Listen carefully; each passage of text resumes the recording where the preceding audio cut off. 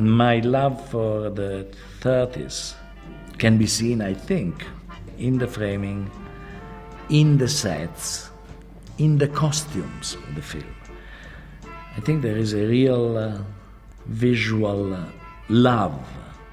And for me it was a dream to be able to spend time in an atmosphere which was the atmosphere I heard about from my parents, who were coming from that period, and it was in the movies that I loved.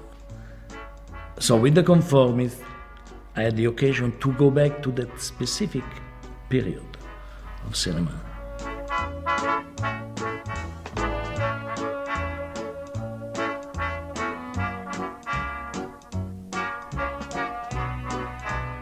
So, of course, the director of photography was Vittorio Storaro, who I shot just a few months earlier, The Spider Stratagem.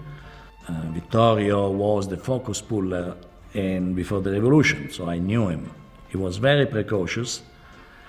I must say that we were both very precocious. He was more or less my age.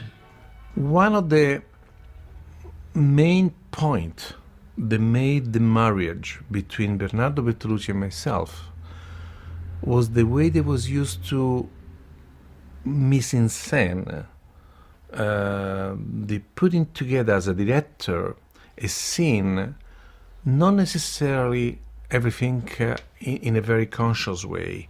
For many reasons in his life, he need to show always the idea through symbols, like in a dream, like in a very mysterious way.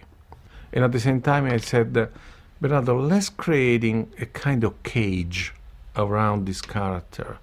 Let's use the light in so sharp way that there is no any embrace, no any harmony between light and shadows.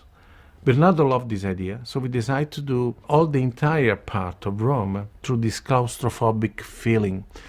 And of course, we have to have an evolution of this kind of vision. So we said, when he moves, we go to France, we have to see that the light start to embrace the shadow, start to not to have this kind of separation. He start to change too, the leading character. And we should start to see maybe color. Violets, monsieur. Lovely fresh violets. These are real Parma violets. They're really from Parma? Absolutely.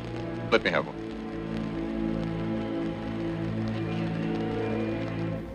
I remember that I met this guy called Ferdinando Scarfiotti, who had worked with Luchino Visconti and was same age as us.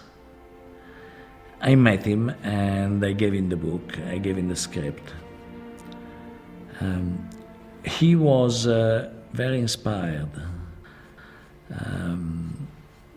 Together, thinking about this atmosphere of fascism which was in the Moravia's novel, we went to visit EUR, which is an area of Rome built during the war. It was a kind of architectural dream of Mussolini. Bernardo loved to shoot in real location, not in a studio. We did in the studio only one scene, the radio station, let's say, because we have to do for Italian law to at least do a few days working in Cinecittà studios. That's the only scene that really we did in studio. The rest was in real location. Oh, I'm forgetting the costume designer, Gide Magrini. First time I shot with her. She was from Milano, but she worked in the last 10 years in France. And I was completely in love with French cinema, with what's called La Nouvelle Vague, the new wave. And to have Gide straight from the movies I loved, it was a great privilege. I remember that one day we did an interior in Rome. There was supposed to be an apartment in Paris, but the apartment where Professor Quadri was living. And Jean-Louis Trintignant was his student, arriving in Paris. Tried to remind to this teacher a concept they learn from one of his lessons, the myth of cave of Plato. Imagine a great dungeon in the shape of a cave. Inside, men who have lived there since childhood, all chained. So once we went into this set with Bernardo, Bernardo was explaining to me the concept. He says, you see, Vittorio, into this myth, there are people chained into a cave. They are prisoners. They are prisoners since the beginning of their own life. And they are forced to watch in front of themselves the back end of the cave. And what they're watching some moving shadows created by a fire behind them outside the cave. They are interrupted by people passing by with statues, with flags, with elements. And those shadows projected into this back of the cave are what those prisoners, those people thinking that those are reality. If you're thinking for a moment that this is a perfect metaphor for cinema. You could not have brought me from Rome a better gift than these memories, Clerici. The enchained prisoners of Plato. And how they resemble us. So I thought, but this is cinema. In fact, symbolically, the viewers are like prisoners, sitting, forced to look at these shadows of the reality, because the cinema is not the reality itself, it's the shadow of the reality. While he was telling me this story, I thought of one specific painting which was made by Michelangelo Merisi called Il Caravaggio, La Vocazione di San Matteo, particularly exactly in this kind of delineation between light and darkness. The idea that Caravaggio had, this is one of the only paintings that I know where there is this specific separation between light and darkness, between the divine and the human being. The symbology that was used in the Conformist was between light as a consciousness, darkness as unknown, so as unconscious, which was exactly the structure of the character.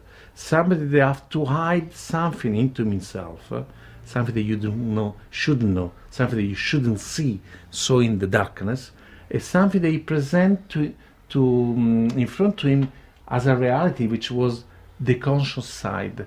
So this specific relation in painting was for me exactly the symbol of what I was trying to do in lighting, specifically not only the character, but the entire principle of the Conformist. This was the idea, and we had to materialize this idea. And around the scene, there was the aura of few people very, very enthusiastic of their discovery. And that is what gives to the scene a certain strength and a certain charisma. Beautiful words, but you left and I became a fascist. Excuse me, Clerici, but a confirmed fascist doesn't talk like that. When you are behind the camera and you look in the hole of the camera, in the loop, you are a voyeur like when you were a little boy, a little girl, you are going to spy on your parents' bedroom. If I weren't married, you said? Yes, I might have said that. But I am married. Doesn't mean a thing. And I think that in The Conformist, when he is spying, the two girls, his wife and Dominique Sanda, having this kind of erotic moment together, I understood then, seeing the film, that maybe the reason why I love making cinema is because, in a way, it's the repetition of that childish but very important moment.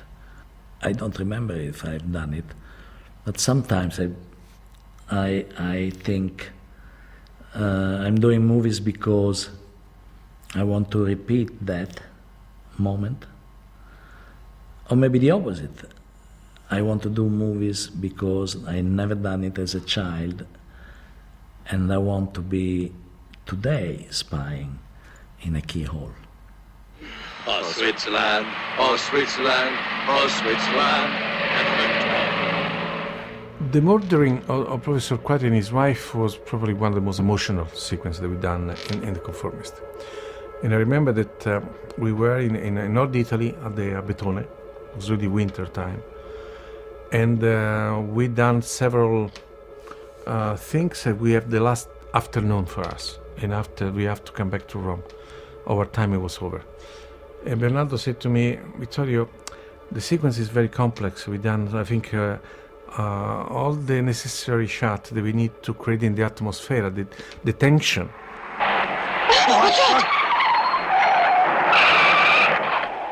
In a way, when I saw the scene, I had that idea that a certain camera crane movement following the husband who goes out of the car, and then these people appear with knives, with daggers, and stab him all over, reminded me of Julius Caesar. But I felt in that moment that it was the right thing to do. You know, also the acting of Jean-Louis, who is so still inside the car, while around a tragedy is happening.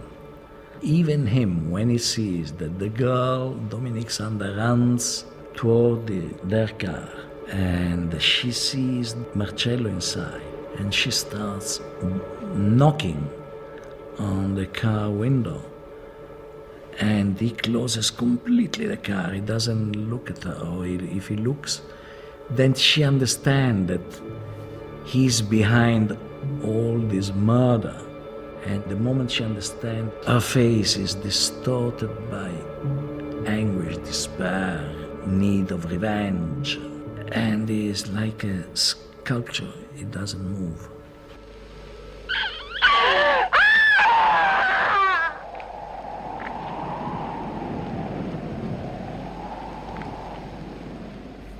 The end of the movie is different. In the book, the conformist, his wife, and the child, they live in a car like escaping from the war.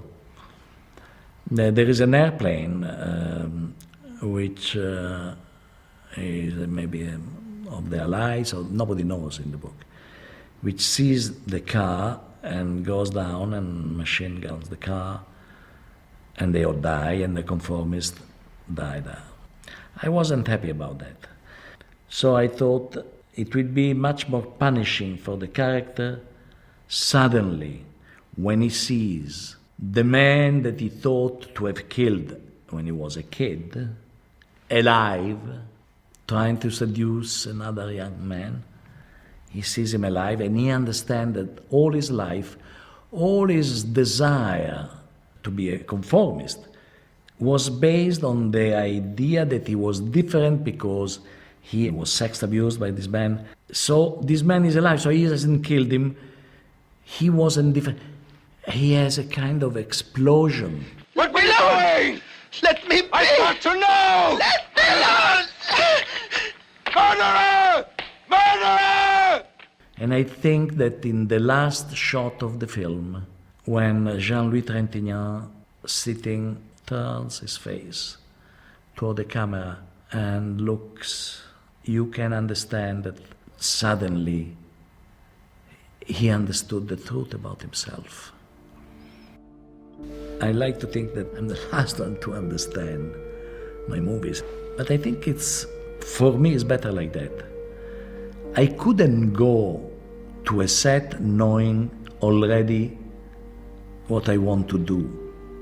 Being where the scene will happen, in those walls, in front of these people, those bodies, those costumes, those lights, it's like that. It's always been like that.